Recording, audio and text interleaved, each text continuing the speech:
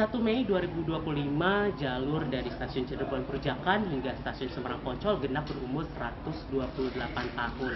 Jalur ini dibangun oleh Semarang Cirebon Stumtram Maskapai pada tahun 1897 hingga 1899. Nah, jalur ini merupakan jalur tram mulanya, kemudian di-upgrade menjadi jalur utama oleh Semarang Cirebon Stumtram Maskapai pada tahun 1912 dan 1921. Selain itu, jalur ini kemudian dihubungkan dengan stasiun Cirebon Kejaksan pada tahun 1914. Jalurnya memiliki panjang 245 km, kemudian berkurang menjadi 220 km karena di segmen Cirebon Perujakan, Mundu, Ciledug SCS, dan Losari dinonaktifkan, sehingga tersisa jalur dari stasiun Cirebon Perujakan, New Tersana atau Babakan, hingga stasiun Semarang Poncol.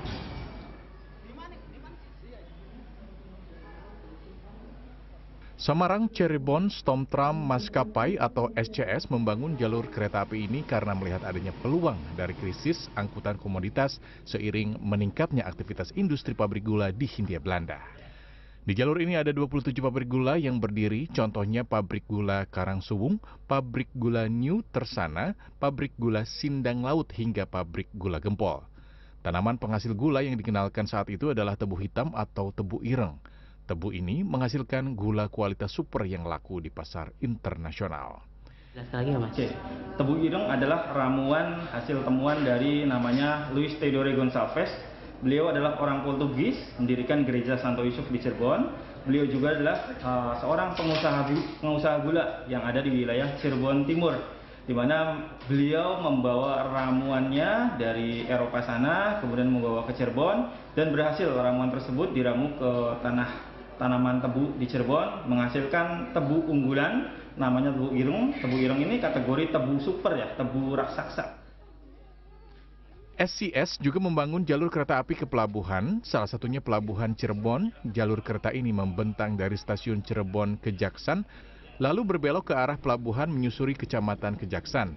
Rel kereta masih dapat ditemui di Jalan Syekh Magelung 2 dekat Pos Kamling.